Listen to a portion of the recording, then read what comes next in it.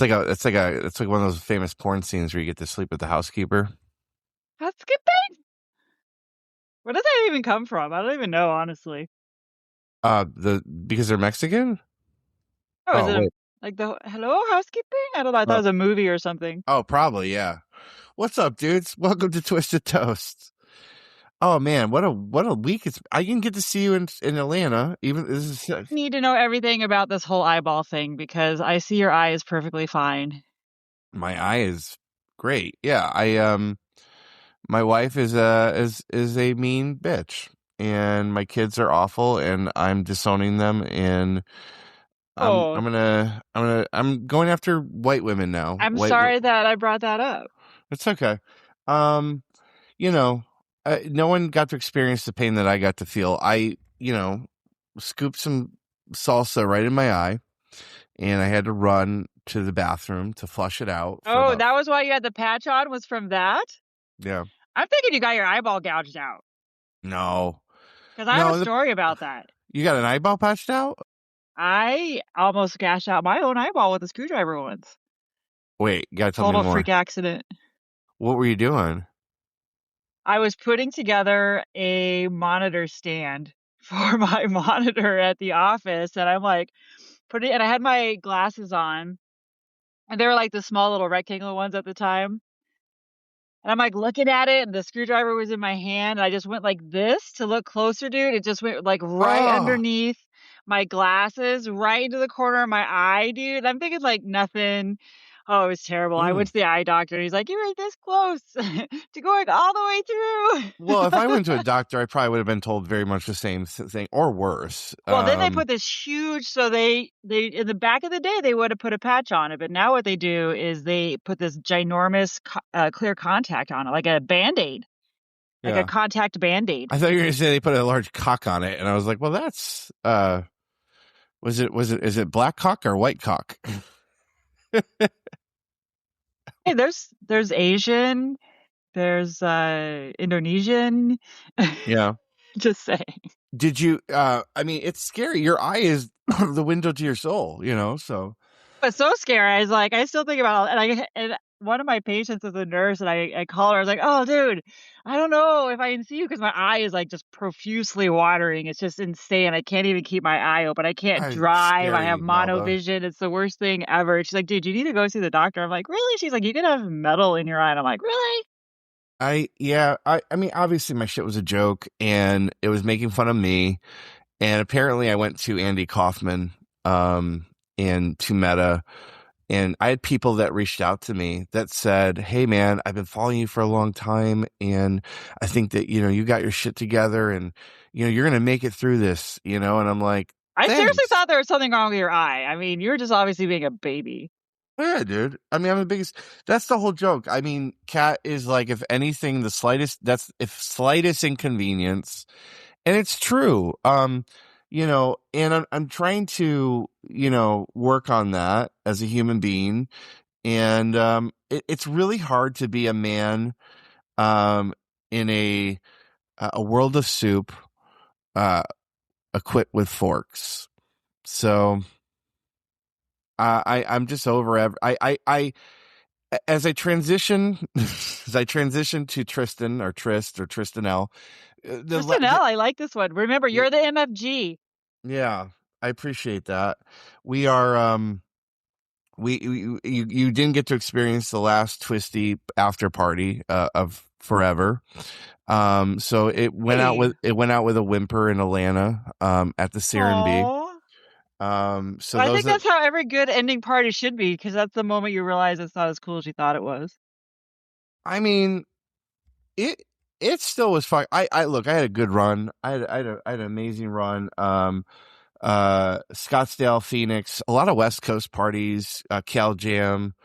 I mean, there's gonna be people that remember stuff and certain things. The night that Twisty came back from the dead, and everyone was like, "Man, if Twisty was here, we'd have bottle service and we'd have a table." And all of a sudden, Pat our manager at Black Diamond Club turned around, and there was me looking like Jesus with two beautiful, gorgeous girls carrying bottles and a lighted up sign that said Cairo Sushi is here.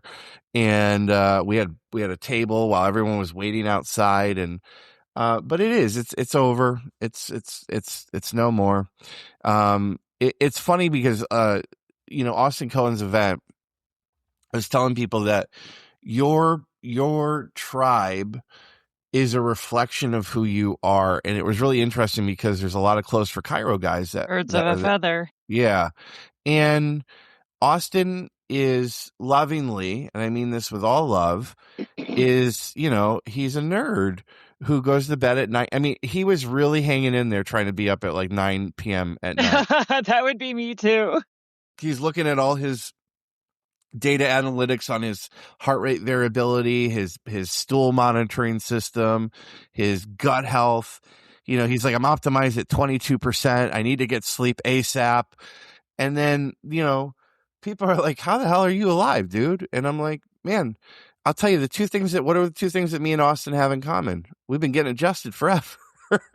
So, I really wish you came. I think you should come next year. Yeah, well, I will. And I have a tire story now because of the weekend as well. Like a fucking crazy tire story. So I told you I couldn't come because there's a nail in my tire.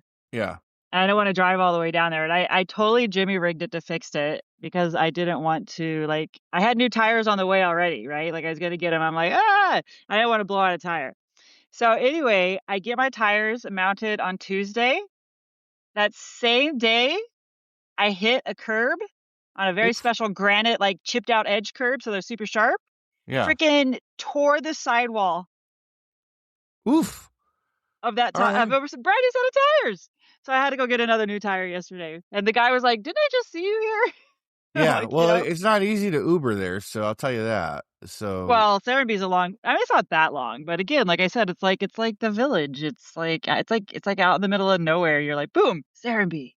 Well, I got my Uber driver on one of the nights home. I can't remember which night it was, but I was unsolicited 25-minute story of slaves and what they did to slaves down there. Apparently there's a lot of shit that went down there in Atlanta. I didn't know that.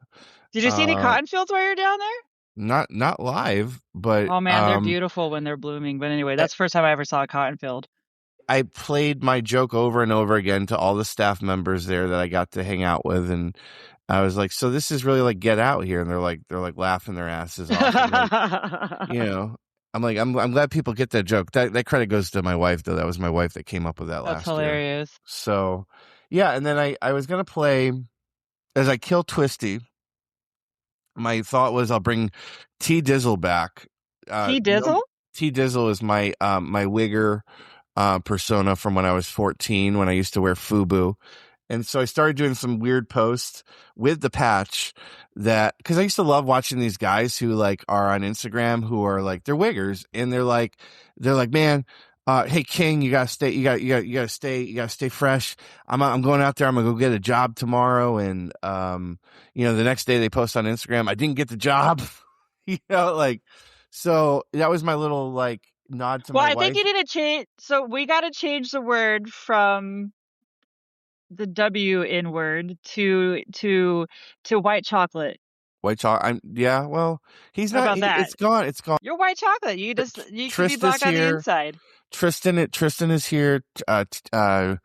It's Twisty is still there. We'll keep him around for Twisty this never podcast. Goes away. Never goes away. You just put Twisty on the back burner. But he only gets to hang out with certain special people. I get to see someone else live that life and kill and rebrand, and that was I really think you would have enjoyed CEO Charlie or Charlie Rocket. He was the keynote speaker at Austin's event, and he did an amazing, I think one of the best workshops ever done for chiropractors. And I wasn't intentionally trying to fuck him up, but I asked the question. I probably asked the best question because that's what I do. And I was asking about innovation and where he sees the future of content. And he was like, dude, I don't give a shit about that. I want these chiropractors to learn the formula. And we got to go through more than a dozen videos. So here's some takeaways for you guys. If you're starting your video, hi, it's Dr. Twisty. You've already fucked it up. You've already fucked your video up. So you got to start with a problem. You got to start with curiosity. You got to do this is validation for me because we just started rolling out video case studies on chiropractic results. And I would say 30% of his mantra during this workshop was you got to do show and tell, and you got to do before and after, and you got If to you got tell. a problem, yo, I'll solve it. You got to yes, exactly. You got to show the problem, and you got to show how you solved it, and that is what's engaging people. He didn't have anyone talking about doing dance videos. It was all education, but start with their problem, start with a curiosity hook. There's a formula. Curiosity is very C4C. Yeah. So, and he was phenomenal. I'm going to try to hire him to be an influencer for chiropractic results on the consumer side. So I'm really excited about that. And Austin's event was just, as ever, it is turned into the best growth conference there. He is a magnificent teacher. He has delivered yet again in helping chiropractors scale and grow. And it was amazing to see clinics there that had, 5, 7, 12, 17 clinics. And then intermingled in were people that want to get there. And there was no ego. There was no clicks. There is some North Stars to going, well, how do you get from here to there? And I think one of the big things for me takeaways is you got to take care of yourself. You got to do brother. You got to do cold plunges in the morning. You got to do 6-mile runs. You got to start testing your poop after you poop and sniffing it. That's a good time. And making sure that your electrolytes are correct. And you got to be in bed before 10 because nothing good ever happens after 10 p.m. in Atlanta. I'll tell you that. So, but let's get down to the least common denominator, because if we were talking about a woman right now, what would people say? But isn't she good looking? But so let's just be honest here. Isn't Austin just a good looking guy? Austin's a very handsome guy. He is, and you got to be. So you if you aren't born with that, you got to. You know who he looks like though? He looks like Gavin Newsom. But I think he looks like Sylvester Stallone and Owen Wilson if they had a love child. Oh, yeah, I could see that. If you look at young Sylvester Stallone, it's Austin. I see it. I definitely see it. You know who I'm the love child of? My other doppelganger? Who? I can't. I am the love child of Martha Stewart and Bob Vila. Well, ironically, I am Martha Vila. Oh, I like that. Okay, well then it also ties to like you love doing little shit around the house too, right? Exactly. So and here's another one. You ready for this one? Because I'm a genius, well, self-proclaimed, I'm sure, but whatever. Much like yourself. That's why we love each other. Mel Guyver. I like it. Because I figure shit out. Do you think that what do you think that was built from childhood trauma that you had to like get there? That's not trauma. That's all good times, dude. Okay, it's all good times. Well, hey, before we keep diving in deeper, if you guys saw, I got to hang out in Charlotte with the amazing, and I'm gonna tell you this: the future of chiropractic should be Atlas Orthogonal, and I'll tell you why here later, because the robots are coming, and I'm gonna finally solve the answer that everyone's been looking for. But I got to hang out with Neil Pye, and first of all, if you guys, I would love for you to comment or send us a message about what you think. What do you think Neil is when you take a look at if you know Neil, you don't answer. I thought he was Filipino. I thought he was Hawaiian. I was shocked at what his culture was, his background. But Neil is actually the creator of the Renew Light systems. So if you guys have been hearing us shout out this red light therapy partner that we have, if you go to My Red Light Special, you can actually get a $3,500 off voucher to use for Renew Light Systems. He went into the science of what he built and all his anti-inflammatory protocols, which I freaking love, that is helping people from everywhere from neuropathy to weight loss to everything in between. And you know what you won't have to do if you do the red light? What's that? Play with your poop. Well, I still think you need to play with your poop. I agree. I'm just playing. You got to play with your poop all the time. But red light, myredlightspecial.com, you're going to get the best red light unit out there. He has all the protocols built in. He's there for you backup if you're working with high level cases. And that's what was really exciting about being in Charlotte. I got to hang with the man, Dr. David Ritchie. This dude is fucking cool.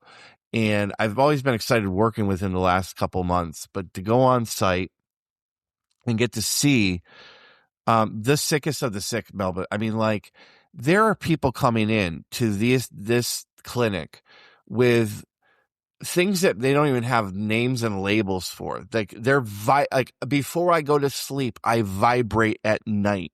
They don't have a diagnosis for this. And these are people that have dealt with this for 20 years. And they're going, this is healing me. And what made my heart sing was these people were coming in and going, I'm out. They're trained. Like, I know I need to get checked. I need to get adjusted most likely. And I love when you can have a doctor tell you, no, you're good. You're holding. We're not going to adjust today. Have you ever had Atlas orthogonal done? I don't believe so. Okay. So is that where they have the machine? It's the machine.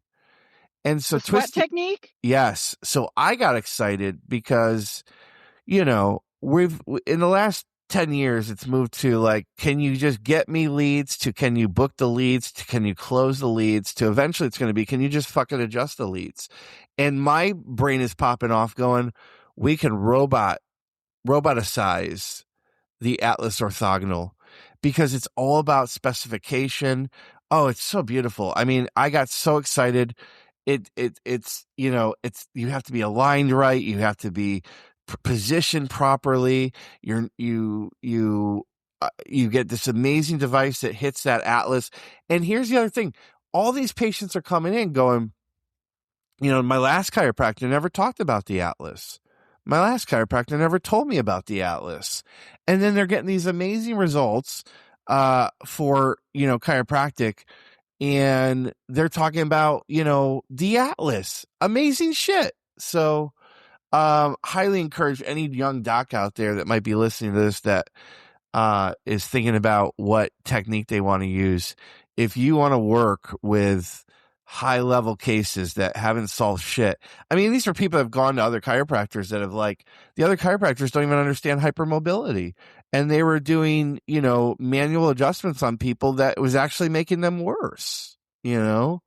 So there's a reason why Dr. David Ritchie up in Charlotte, North Carolina is one of the top docs out there. I got to experience it. And I think he is, my prediction is going to be one of the future leaders and experts of carrying this on because as most institutions, leaders pass on. We saw this with Parker, and we see this in other institutions. When there's no Jim Parker, what happens for the next 20, 25 years is disarray. And eventually they got their shit together, and Parker's, I know we don't agree on this, but I think Parker's back. Unfortunately, I'm not going to be able to make it to Vegas this year and hang out with everyone. I think that Parker has a medical doctor as their board chair. I don't have a problem with that. I don't have a problem with that anymore. I don't. I think they're just pushing chiropractors to become medical doctors, though. I believe that they're validating.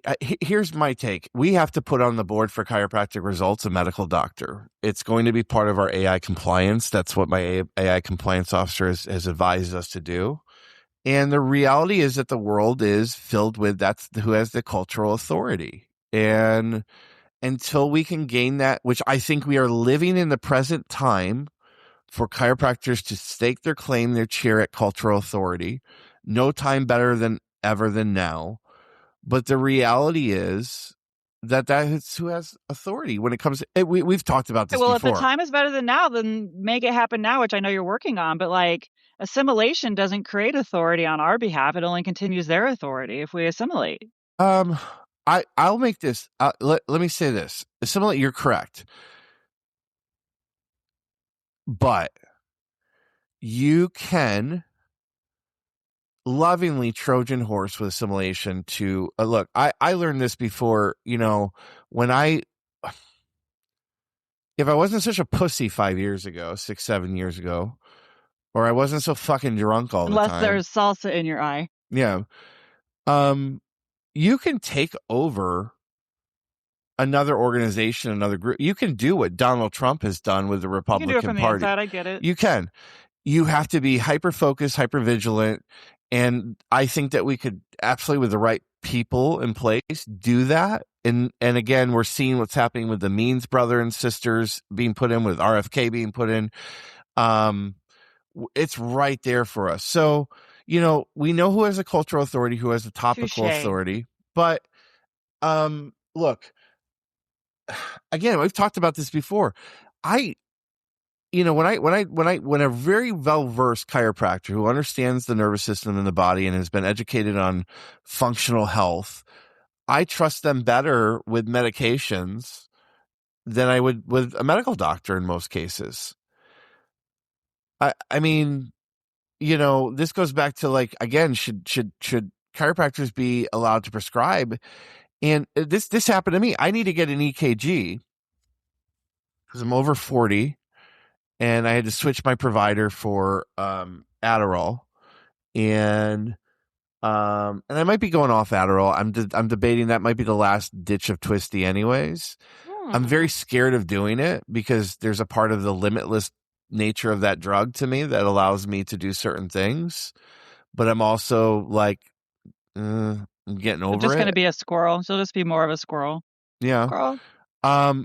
And to get an EKG, the provider I'm working with is telehealth. He goes, you just call an urgent care or whatever.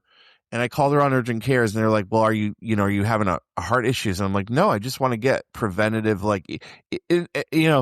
and then I think about a chiropractor, if they could order this and they would look at it from a preventative nature. Just Don't you have an Apple Watch though? Apple Watch monitors EKG. Does it? I don't know. But I mean, I got to get a order read from an MD, right? Like see what the challenge is. I would love if chiropractors could do that and do an RO on that and get that done for them. But who knows? I agree. That would be good. I got 2 weeks to decide. There are limitations to the scope that could be absolutely expanded. I will not disagree with you. Just to know data. And like, I again, this goes back to chiropractic results. I want to see, what the outcomes and data is on post-adjustment stuff. When I was at FCA, I was really excited. First of all, I was excited because I saw your husband roaming around. I didn't get to see him, but I got to see a lot of other cool people too. And everyone was, I saw a couple old G's that were like hiding and putting their hats over their head. They're like, this is such a mixer place. This is so mixer. And I'm like, my God, and I'm going, there's a lot of cool toys here that there's are a lot of great stuff at FCA. About there's analytics and data I was going to vendors and going and shining a light on their stuff, going, you should be talking about this post-adjustment, not just post-supplement, like, which is where most of their heads are at. Like, what happens when you put this into a body, and then what do we test afterwards? And I'm going, you should be doing that when you do it. Like, you should be talking to these guys about using it with post-adjustment, Well, you know what? It's interesting that you bring that up because my husband is fairly involved in the Maha movement, if you will. Yes. And, there's been chiropractors on the Maha calls and things like this, but guess what they don't talk about? What?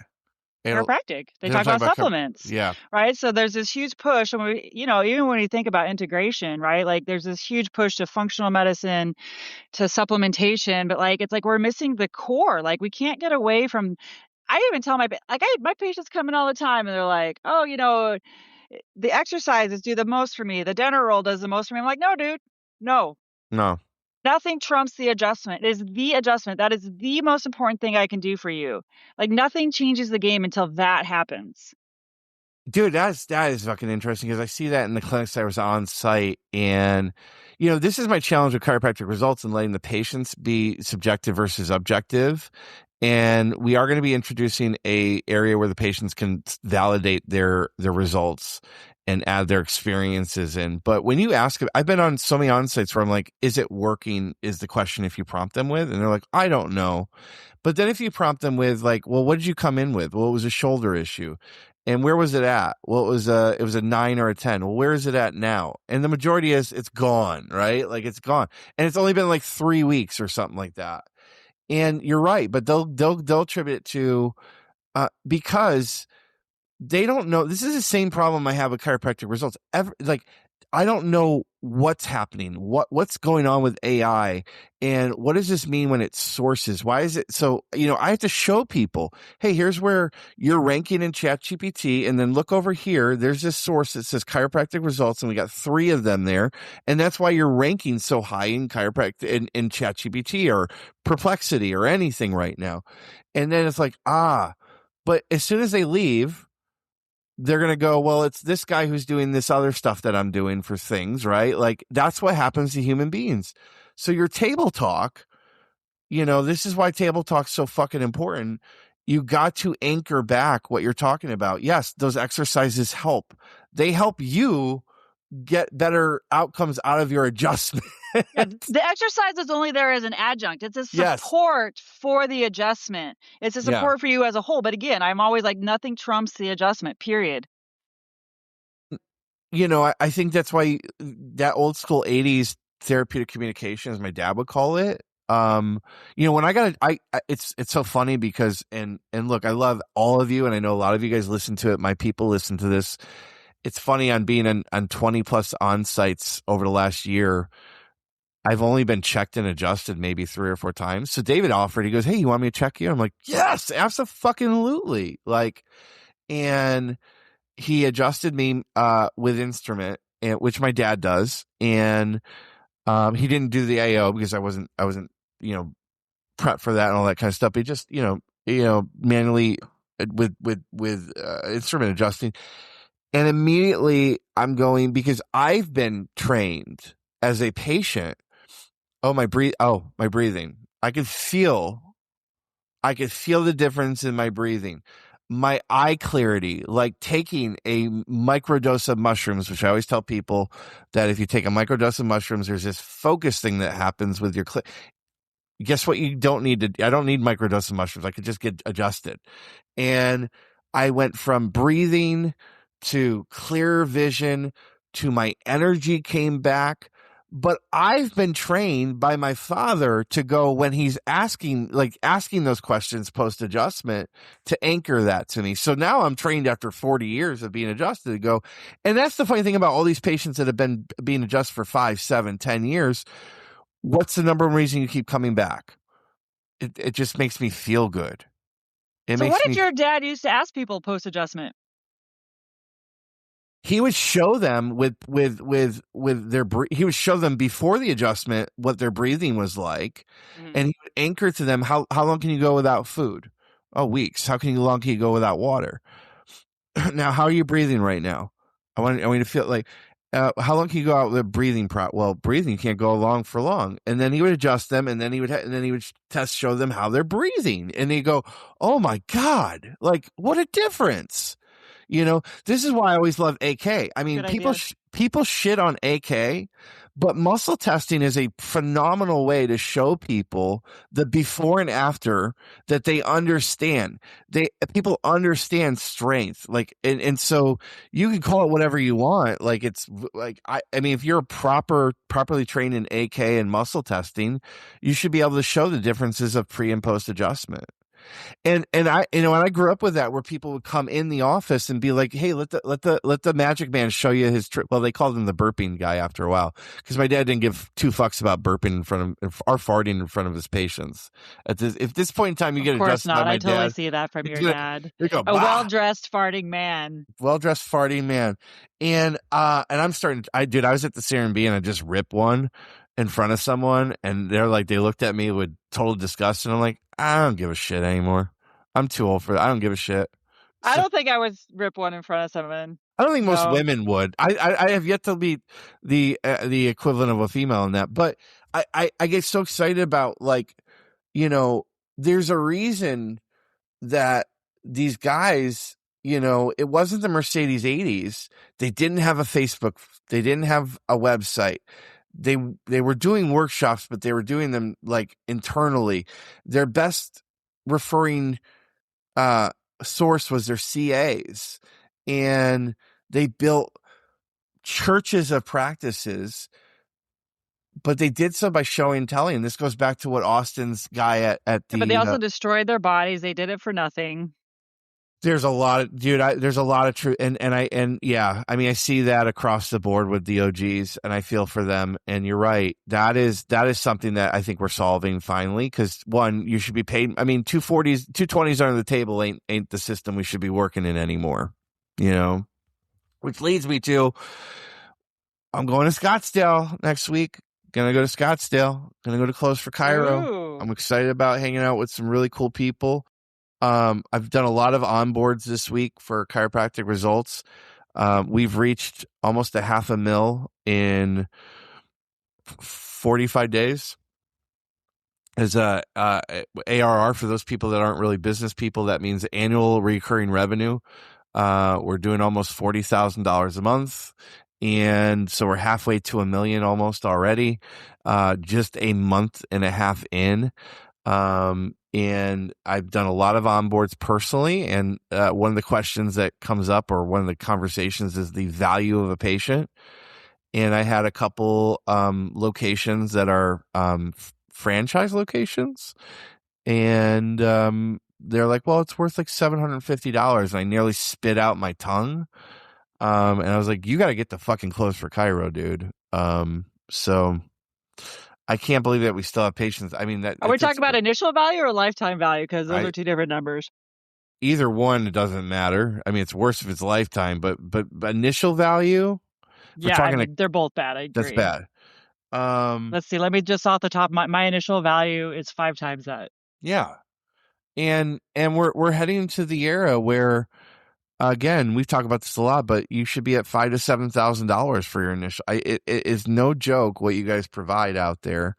Now, some of you aren't doing what David Ritchie's doing, which I highly encourage people to get involved with. Again, I get excited about patients understanding chiropractic. When they're talking about the Atlas, that should rev you the fuck up. Like, that is cool.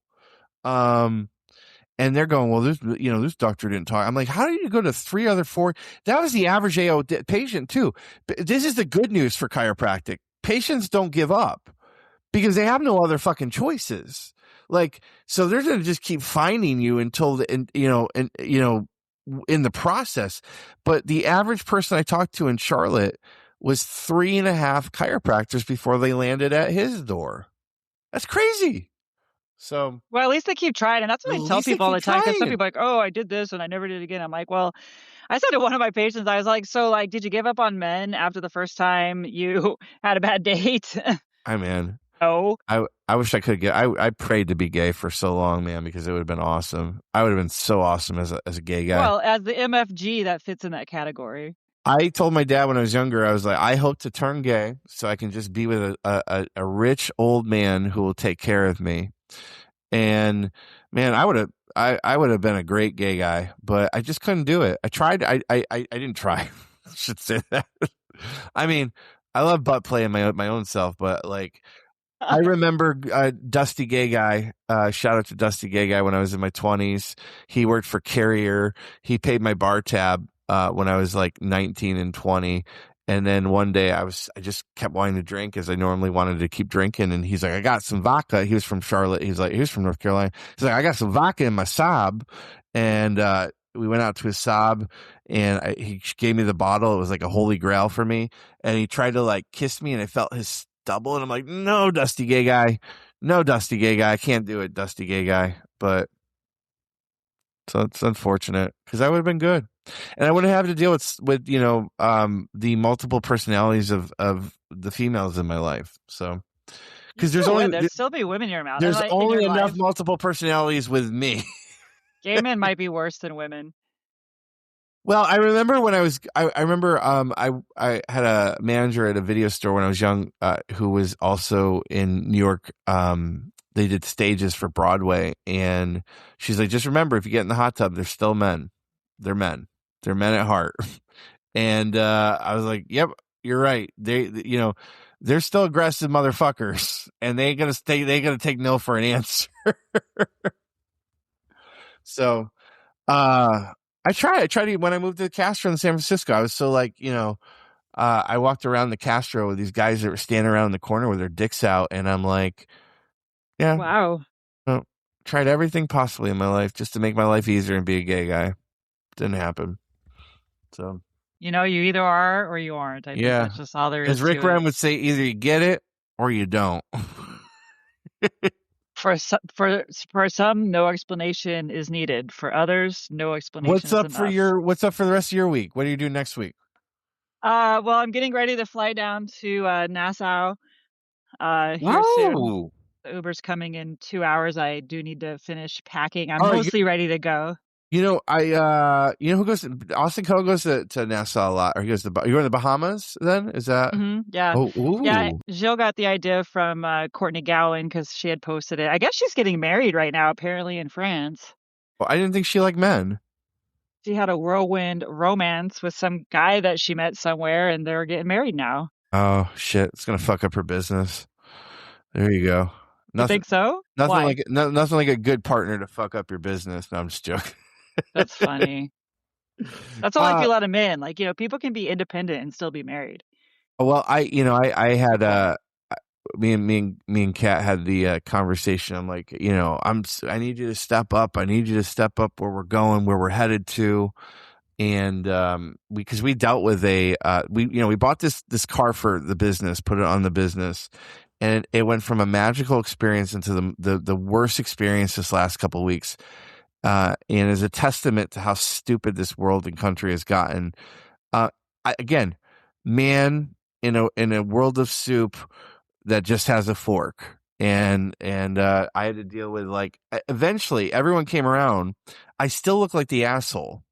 So no matter what, you rant, rage, you throw shit, you yell at people, you call people cunts on the phone, you're going to look like the idiot. So, me culpa. I apologize to the horrible words I called Fisher Imports people and employees. I did buy 2 domains. Don't buy from Fisher Imports, and Fisher Imports it sucks. Oh my. That's how bad it Better got. watch out for slander. Yeah, well, I please, I pray for that for every no. So, hey, if you ain't getting sued, you ain't doing business. But finally, my wife. Just remember what we talked about, Tristan. Yeah, how does your anger serve you? My wife came back and goes, "You were right," and that's all I wanted to hear was like, "They're so stupid." And I said, let me guess what she looked like and how much she weighed. This woman. So this person who handling our title kept messaging us back. I need your FEIN number, and I go, "You mean our EIN number?" And right. I had to send her Google screenshots of FEIN number versus EIN number are the same fucking thing. And can you just please give me the title of my car set, or just let us take care of it? So Kat has gone around in the last couple of days to the BMV here. We call it the BMV, not the DMV, and other like places. And everyone's told her your husband was right. This dealership is making it so much harder for you. They don't know which is my case was, you don't know what you're doing. And if you are a business owner living in this world today, if your people know at least 80% of how to get shit done, you're ahead of 99% of the rest of the world, because the world is getting so fucking retarded stupid. People going to college right now don't even know how to read. That's the latest news. They're teaching college age kids how to read. Yeah. We're all going to be men and women in a world of soup equipped with forks. We're going to be retired with these people supposedly paying our Social Security. All right. Well, we'll miss you at Close for Cairo. I wish you were coming out to Scottsdale. I hope you have a wonderful time in the Bahamas. What are you doing? Oh, you're going. That's this weekend? That's next weekend. This weekend. We're going to go for Valentine's Day. I got my wife front row seats to Nate Bargatze. And who's that? He's probably the best comedian today. Oh, the best, I love and comedy. he's clean. So, Nice. Those are yeah. even better.